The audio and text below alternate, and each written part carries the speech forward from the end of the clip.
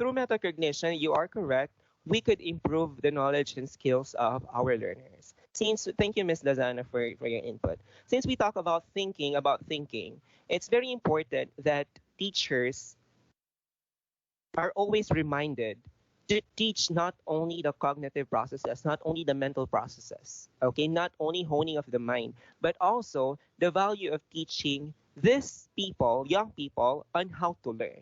Like their learning strategies, they evaluate themselves, they know how to monitor themselves when it comes to learning. That's what we mean by metacognition, learning how to learn, thinking about thinking. If you inculcated or taught about these concepts and your learners already possess this, what we call metacognition, I'm telling you, just like what I told you last time, you already achieve your purpose as a teacher because these people will become independent learner. Look at the adult learners. Kayo, for instance, once you are given the module, even without the teacher's assistance, okay, even without the teacher's feedback, you can comprehend on the content of the module.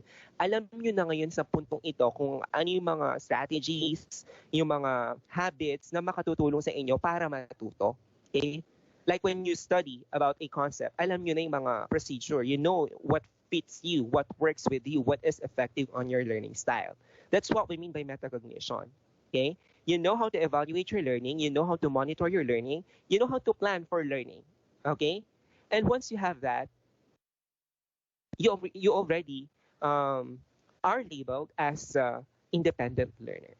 And you can learn even without the assistance of others. Kumbaga, you assist yourself because you know how to monitor your progress. So that's what we mean by metacognition. So both cognition and metacognition are important because it's very impossible that you develop metacognition without your cognitive skills. So cognitive skills first, and then moving to metacognitive skills. And once you have this metacognitive skill, it will complement it will empower, reinforce your cognitive skills. Okay, so in a nutshell, when I say cognition, it's about the mental processes. Okay, the way we analyze, the way we process, the way we evaluate things. We use our mental processes. But when we say metacognition, it's how we plan for learning.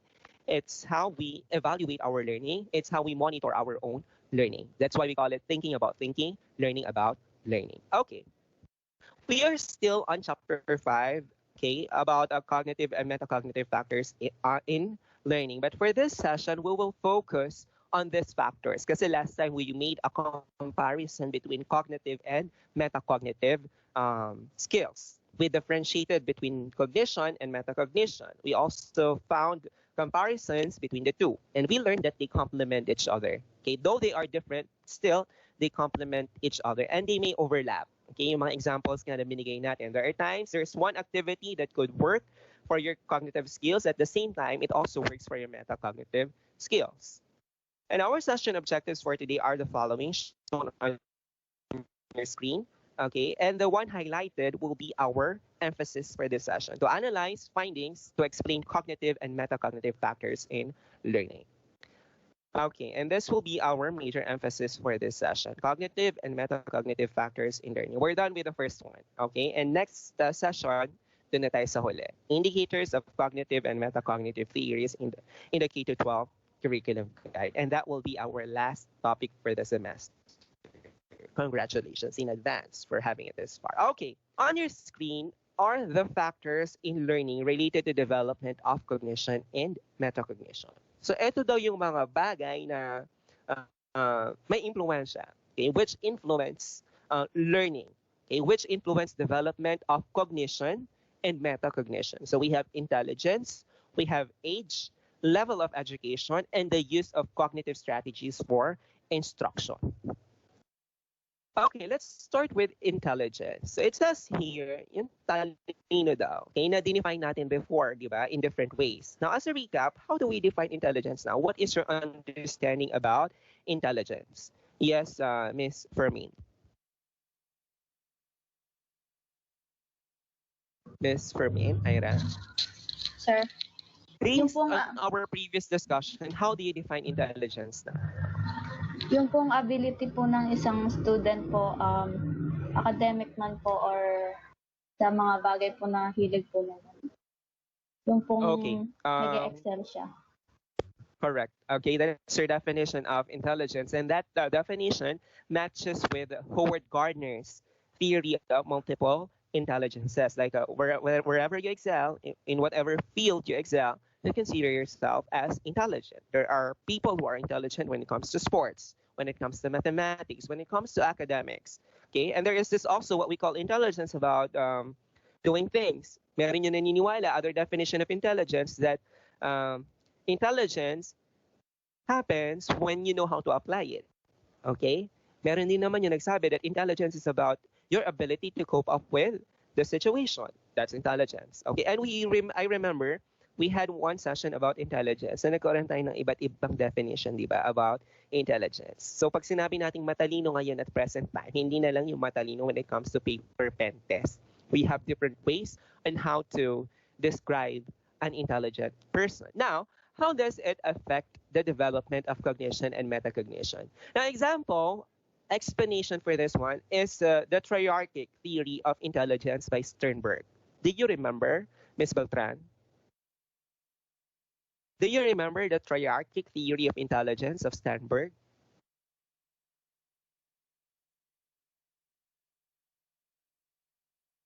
Yes, Ms. Beltran, Jemima.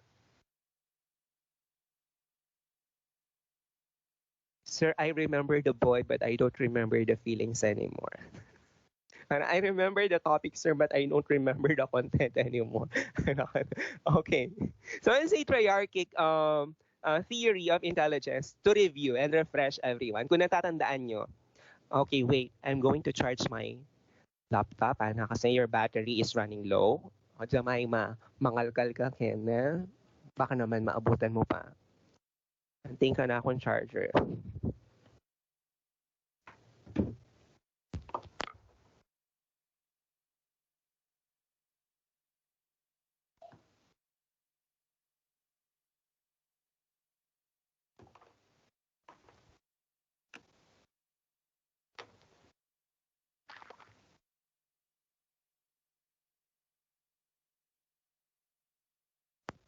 Okay.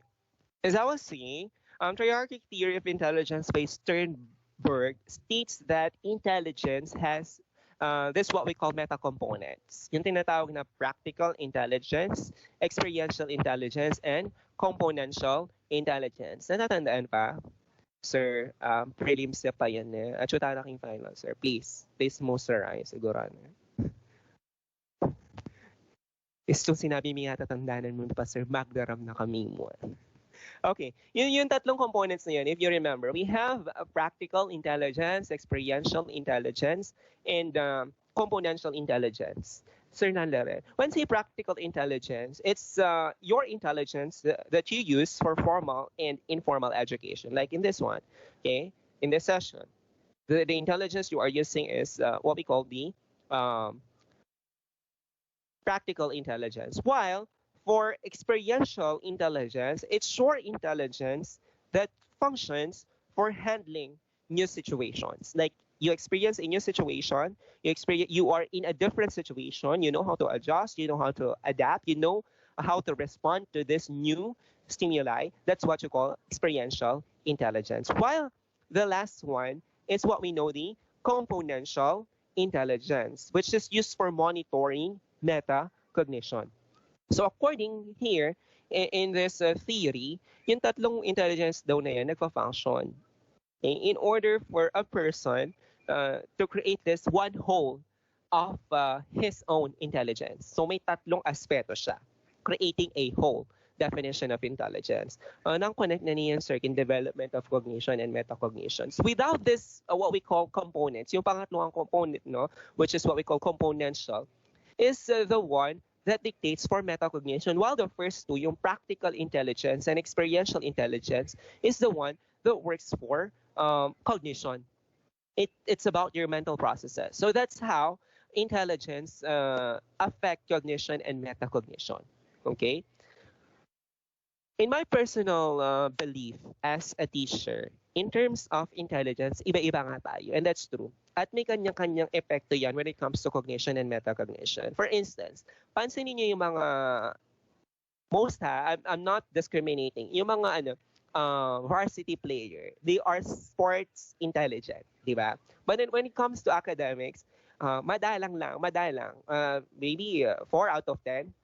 Yung nag-excel both in academics and sports. So kumbaga meron talagang specific area kung saan siya nag-excel. At kung saan siya nag-excel, kung saan ka nahahanay, okay? Like you are aligned into sports. Yung cognitive skills mo when it comes to sports, your metacognition when it comes to sports, mataas. You know how to monitor your progress when it comes to sports. You know how to think, to strategize when you are playing that kind of sports. Okay? So your intelligence in that case really affects your cognition and metacognition. At kailangan, if you want to be a successful, let's say for instance, player in the future, talagang dapat matalino ka kasi it's not only about the physical body. Okay? You need to be intelligent when it comes to doing that sport. So that's the first factor in learning related to the development of cognition and metacognition. That's intelligence. Second is age. Napakadaling explain ito. How does age affect cognition and metacognition? Sige nga, kumpara niyo yung paraan ng pagkatuto ng, the cognition and metacognition of a young, elementary, a learner, to a college learner. Anyone? Volunteer.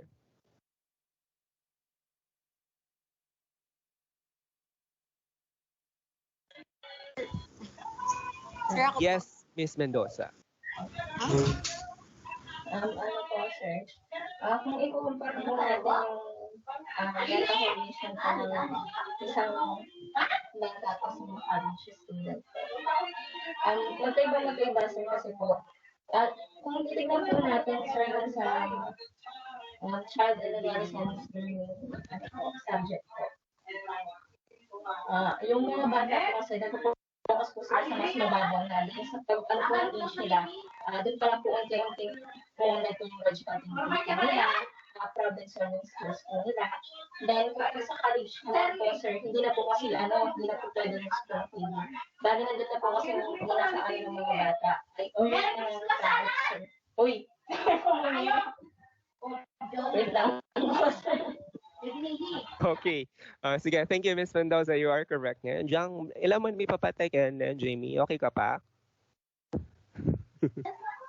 Nangyala mo po, sir. Nasa mabuti ka namang kalagayan sa oras na ito. Yun ang aming unang concern ngayon. Okay. Okay, good. Excited na mo po, sir. Okay, you're correct. There's a difference with your example, no?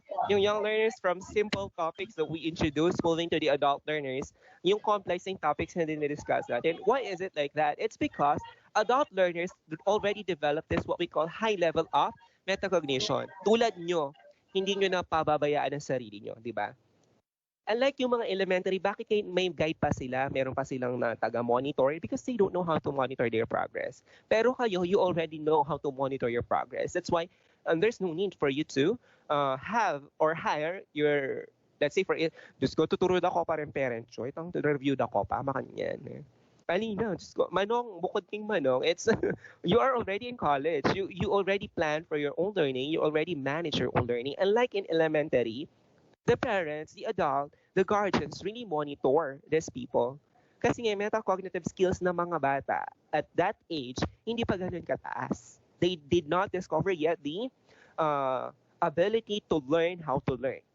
Okay, they are still on the process of discovering. Though others, yung mga nag-excel na student, pansinin nyo, yan yung mga naturuan ng maaga. When it comes to academics, yan yung naturuan ng maaga ng mga guardian o magulang nila. That when they go home, all they need to do, it became a habit that they will finish their task, their assignment before they go to bed. Kumbaga meron silang schedule na sinusunod. That's metacognition already. Okay, no elementary ko, I don't remember doing it like that. Na-realize ko yung mga bagay-bagay na ganyan pagdating ko na ng high school. And I'm very sure based on my evaluation that way back in high school, that's where and when I discovered my metacognitive skills. During elementary, I don't have. Nung ako man mag-review kantay, I don't know the value of reviewing during exams. So nanumabalo ko yung sulat ko. Okay? So that's what we mean. There's a big difference between age groups when it comes to cognition and metacognition. So it's a factor. So sir, pag tutwa ka, mas mataas yung level of metacognition, yes. Okay? Pero when it comes to cognition naman, alam naman natin na pag mas bata, bala mo sponge yung karelang brain, that everything you feed aquadak agad-agad. Fast learner. For older people, ano ba ang weakness ng older people? Memorization.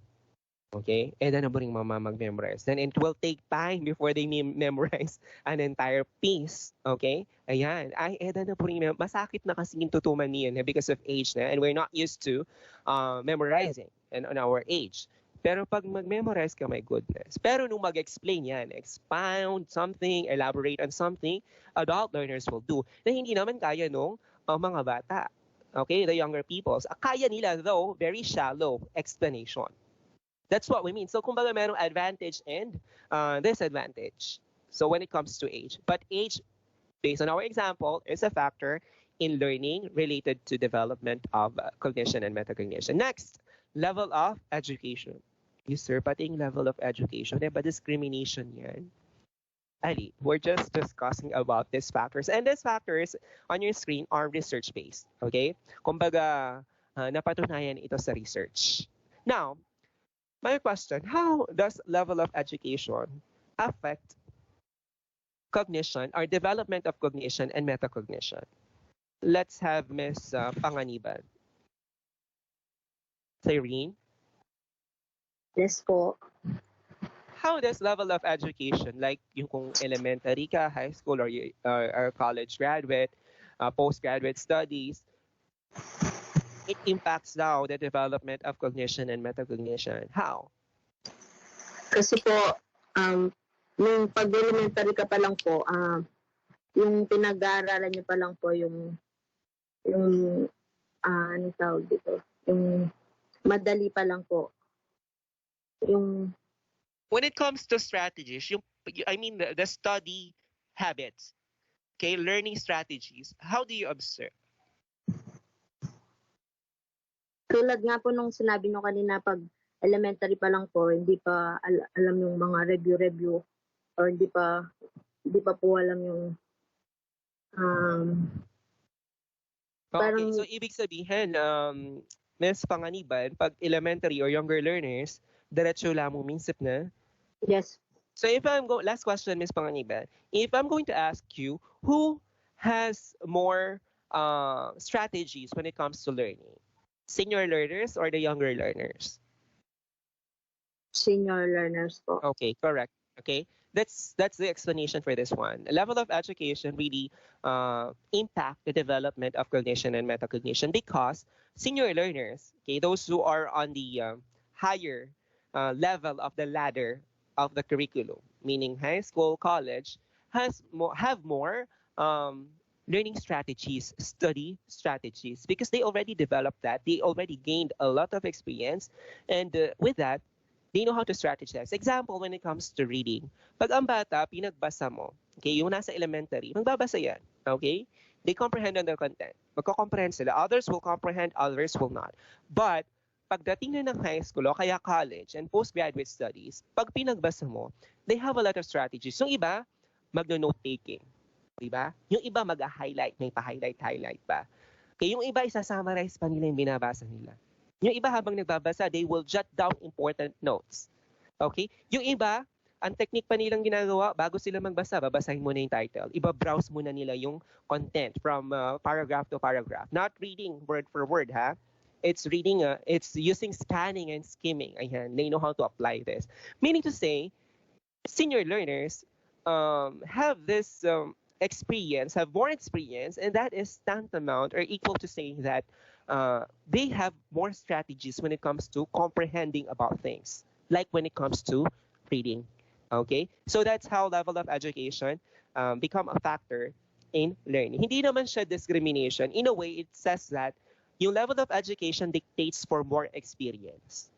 Okay, and when you gain more experience when it comes to studies, when it comes to schooling, then you gain more strategies when it comes to learning. Okay, next, number 4. The use of cognitive strategies for instruction. So when I say cognitive strategy, instruction, it is an instructional approach that emphasizes thinking skills. Okay, yung mga mental processes na binanggit natin last time. The analyzing, evaluating, judging, okay, comprehending, these are mental processes as a means to enhance learning. So this posits that successful learners use these cognitive strategies which may be taught also to other learners. Yung sinabi natin last time, na kapag successful learner ka, dinefine natin yung successful learner last time. Sinabi nyo yung magaling sa aspetong ganito, sa aspetong ganyan, sa aspetong ganyan. Okay, someone who knows how to review, someone who knows how to analyze, someone who knows how to solve problems, someone who knows how to become logical, to be practical, someone who knows how to analyze, to judge, to evaluate, to assess. Ayan, ang successful learners. And these are what we call the thinking skills and processes na ginagamit ng mga successful learners. Ang sabi dyan, yan daw thinking processes na yan, mental processes and skills na ginagamit ng successful learners could be taught to other learners. So, they could also improve their cognition and metacognition. Sir, baka namin turo ito in analysis, baka namin turo in judging, baka namin turo in comprehension. That's why we are teachers, diba? Well, let's say for instance, when we are teaching vocabulary before a text, bago ang isang literature, diba? Sasabihin mo muna yung mga unfamiliar words and their meaning. That's a way for them to comprehend. So that when they read the text, they know how to comprehend. Tinuturuan mo na sila. And you are teaching them different strategies when it comes to reading. Sasabihin mo kunyari, okay class, kunyari nagbigay ako ng exam about reading comprehension na questions. Alam nyo, may mga tanong doon tapos may text, diba? Ang una nyong gawin, basahin nyo muna yung tanong para pag binasa nyo na yung text, yung mismong selection, alam nyo na ang hinahanap nyo. That's the technique. In that case, you are already teaching a mental process. Okay? Ito yung mga strategies na tinuturo natin. Hindi lang yung nasa harap ka, si teacher. Okay, class, I want you to answer the comprehension questions on page 234. We have the text at the beginning, and then below that, the text, below the selection, you have the questions. You answer the questions. Okay, but ala na kang suggestion, ala na kang ala kang contribution kapag gumamya mo. Ala. Okay? You did not teach them to hone their cognition and metacognition. So, that makes a difference. Kumpara dun sa teacher na sinabi niya yung task na yun, tapos nagbigay pa siya ng suggestion. Pag binasa niyo yan, when you answer this part of the test, I want you first to read the questions. Okay, the comprehension questions before reading the text. Okay, so you know what we are looking for. Baka naman napakadaming text ng 3 paragraph, tapos yung hinahanap lang pala nila nasa unahan. Anong difference ngayon? Kasi pag binasa mo yan, na hindi mo alam yung tanong, babasahin mo lahat. Okay, that's the tendency. Ginugol kang oras. And then you will answer the question. Tapos pag binabasa mo pa yung tanong, masagot ka na. Yung mga parts na hindi mo natandaan, babalikan mo ulit. Diba? That's how you do it. So ang daming nasasayang na oras. Now, if you read the questions, you have them in your mind, while you are reading, alam mo na yung hinahanap mo. So when you look at that answer, automatic sagutan mo nitong number 1 before you proceed reading. Okay? May ano ka na, meron ka ng what they call this one, map in your mind what you are looking for. You save time. Okay? So that's already a technique you are teaching your learners on how they could answer comprehension questions. So, Sir King, let pwede yan. Huwag in Gen Ed kasi dakal King English, comprehension, text, and then questions. Basa nyo parang kutang bayo yes, sagutan nitang. Basa nyo parang question before reading the text so you know what you are looking for. Okay? In English, Gen Ed, ang daming ganyan. Grammar and reading comprehension. That's why nung ako pa masyadong level up in comprehension, katapusan yun na. Sir, katapusan naman. Okay, manigaran na kayo, mamasa na ako mamasa. Kasi licensure examination for teachers requires a lot of reading. Okay? Minsan, even if I'm an English major, language teacher, when I took the examination, there are some words that I don't understand. So ano mga skills ang ginamit ko? Ayan, metacognition, cognitive and metacognitive skills. I was taught about the use of context clues. Bali yung context clues, Leo. Good, okay? So ayun, dapat tinuturo rin sa bata. Anyway, itong mapamamasan mo yan, kayo may tuturuan ng technique. Hindi mo tinuturuan ng technique kung anong gagamitin niya. Ala, inuwi ka. Ala, kabod ka, display ka rin. Teacher ka, but you're not functioning as a teacher. Ito yung role mo. Huwag nga facilitator, di ba? Hindi, yung mamamag-claim ka na to become a facilitator, tangkay na naman baling function na yung facilitator. Basta may kang activity, sir, ito facilitator na kayali. Tok nang, katamaran to, may kang activity, yari ng obra mo, painawa ka. Okay? Isuko mo na yung lisensya mo. Alayan mo this, sir. Okay? Teach them the techniques and how to answer the questions. Okay? Teach them the options and how they could judge, they could assess, they could monitor on the questions. Okay? They could monitor their progress. Okay? So that's 1, 2, 3, and 4. Intelligence, age, level of education, and use of cognitive strategies, which are classified as factors in learning related to development of cognition and metacognition. Okay. Suggested strategies to help students process information. Already na. Sasabihan ko no kaya kayo. Okay. How do we help our learners process information? Sana i-apply yun. Okay? At dapat makakita yan sa lesson plan. And it's on the creativity of the teacher first. Provide organized instruction. I would like to emphasize organized instruction. Aliwait ang nilab ka. Okay, open your books to page blah blah blah mo. Ay, wait. Ali pala. Kaya pala ang page makanyan. Ay, aliw na papala sagutan. Atin ko pa nga discuss. My God. Inabahan ng gawan. Alang sequence. Na, alang plano. Kung baga na ano mo nga isip na. Kung ano lang yung naisip yun ang gagawin. My God. Tangkay mamamag-profess ka. To teach is to touch lives. Oh my God. To teach is to organize your thoughts. To teach is to organize your plan. That's how to teach, okay, dear teacher. So make a structure. Napapansin nyo when I introduce a topic, yung umpisa natin, di ba? Since lalo na online ni, kailangan natin kayong mapakingisip you. You should have your visual map. If you noticed, I am introducing the session guide, yung session outline, pati yung topics, yung sequence ng pagkasunod-sunod ng topics for you to have your guide. Ang teacher, pag pinapakita ang objectives before starting with a session, that's organizing instruction because you are giving your learners the end picture in their mind kung saan papunta ang session nyo. Okay? Kasi nung alay, they don't have a guide. Sabugdan king utak doon, no karintana na, ano na panigaralan tamo. Yung syllabus, kung bakit in-upload ko siya sa ating MS Teams, yung visual map, yung pagkasunod-sunod ng topic from prelims up to finals, for you to have a guide and you know where we are. That's providing organized instruction. Aliwait ang pang-example tanan din. Kasi nung tita, kung ganun ka, sa example natin kanina, kung ano lang yung naisip mo, yun na ituturo mo. Tapos nagturo ka, may plano ka nga sabog naman.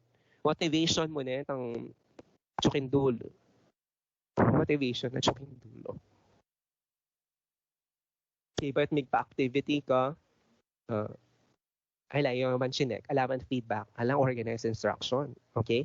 So make a structure, concept maps, and other graphic representation. That's how we provide organized instruction. Alam niyo naman ang mga concept maps, di ba? Graphic organizers, ayan, nakakatulong yan.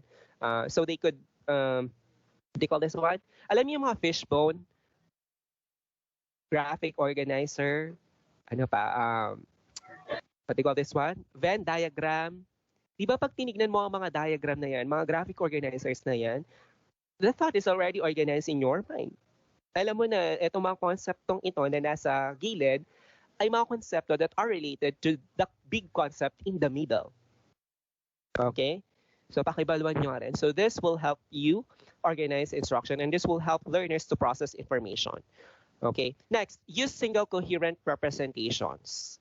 So in here, you need to focus attention between two stimuli such as the written material and a diagram. Dapat yung written material na pinapakita mo, yung text, it's coherent with the diagram. Baka naman mamaya yung explanation dun sa text, napakalayo dun sa diagram na ginawa mo, sa visual na ginawa mo. Okay? So use single coherent representations. Make sure that all the materials you are using inside the classroom when you teach, they are aligned with one topic, with one goal. Okay? Next, number 3, link your material with what is already known. This is activating schema. What is schema again? What is schema? Prior knowledge, sir. Okay, good. That's prior knowledge. Okay? So in here, if they have the prior knowledge, you need to link what you are teaching to what they already know. Bakit? So they could relate. They could connect. Ayan. Kasi pag nagtuturo ka ng bago, tapos hindi mo kinoconnect sa dati nilang alam, makarelate din. They cannot, what do you call this one? They cannot cope. They cannot excel. Because it's so hard for them to create connections with what you are saying. Pero katulad nito, kinoconnect natin, kaya natin ang previous session recap, Okay, but sinabi yung metacognition and metacognition. After you've stated about that recap, I informed you, okay, our session for today has something to do still with metacognition and cognition. In your mind, alam nyo that we are still on cognition and metacognition. Kaliway tang turo na kan turong topic ba? Yung topic ay may man kukonekit ang dati. So it's important in order for them to process information. And in that, they could make good judgment about what you are teaching. Na habang nagtuturo ka, kinoconnect nila yung sinasabi mo sa natutunan na nila before. That's how important is schema or prior knowledge. Makala sir, nung alalang prior knowledge, imposibleng ala at in the first year i-connect me. Makala sir, pag addition, grade 1 nila pamig-add. Ay, Diyos ko, sabi niya, di ninanay manang pesos, di ninanay pantatang na pesos, kimbali. Itatayang experience na, i-connect me ka rin. Start with their experience. Start with their knowledge. Balo na pala na pag ding adwang pesos na, pag piyaban mo la, addition pala yung concept ka rin kasi di ninanay akong tatang kung po yung mga ako. Addition pala ito. Diba? That's how you do it. Find connections. Makala nung wala talaga. Well, teacher, nung wala talaga, mantun ka. Mantun ka for sure atin. Kasi, hello, we're humans. We experience a lot. At yung tamang kiluwal, may masyal tanangan for sure. Atin tang bali. Barakal tamo ako when it comes to activities at home and our lessons at school. So, nung architecture yung tuturong, ay, Diyos ko, siguro may nakit na yung manalakad bali. May tingnan mo siguro yung design ng baleda. Okay, that's architecture. That's how you start. Sir, turo mo yung architecture king grade 1. Pwede naman, but only those concepts na pwedeng ituro king grade 1. Kasi yung grade 1 tam, di ba? Papag-drawing ang nakatambal eh. I want you to draw your dream house. Mag-drawing tamo mo kan itang tangag nyo tamong i-drawing. Itang ating hagdan eh, kaya ba't adwang dutong king lalam, triangle king babo, dream house mo nito. But as we grow old, dream house tama, naliwa, madidinang cool. Okay. Number 4, strategy. Carefully analyze the attention demands of instruction. Count the number of elements in instructional messages. Like baka naman mamaya yung visual mo, bombarded you with information. Kaya ba't po tang binasa na yung anak, nilaway na yung visual mo. Tapos ko katapusan na ng anak. Kaya na proseso kasi aning karakal makakabit. Do not make it bombarded. You use keywords, my God. Pag PowerPoint presentation, for goodness sake, mangako kayo, na nung naling at yung libro, yung napapakat yung PowerPoint. Nung naling at yung handout, dyan naman yung PowerPoint. Gumamit ka yung keywords, not paragraphs. Eh, nakakabit ng paragraph yan, ba't basan niya mo? Ba't mag-explain na ka, pinitay? Tok nang, BMing PowerPoint ka rela, ilan ang mamasa, muli ka, teacher. Okay? Kasi, for what? Diba? Nanigurado ka na para ating explain. Sikebit mo yung PowerPoint. Hindi ganun. We use PowerPoint presentation as our guide. Minsan nga, yung iba, pictures lang yung nilalagay. Tapos sa kanila nanggagaling yung explanation. Okay? Ganun dapat. You use keywords, you use short, simple sentences, and then sa yung manggagaling yung explanation. Aliway, pati yung example makakabit ka. Sir, makanano nung math? Siyempre, nung math, at yun na yung kaya rin solution nung kakabit naman. May mga Miss Mendoza, may mga, yung PowerPoint ba, how do you use it in mathematics?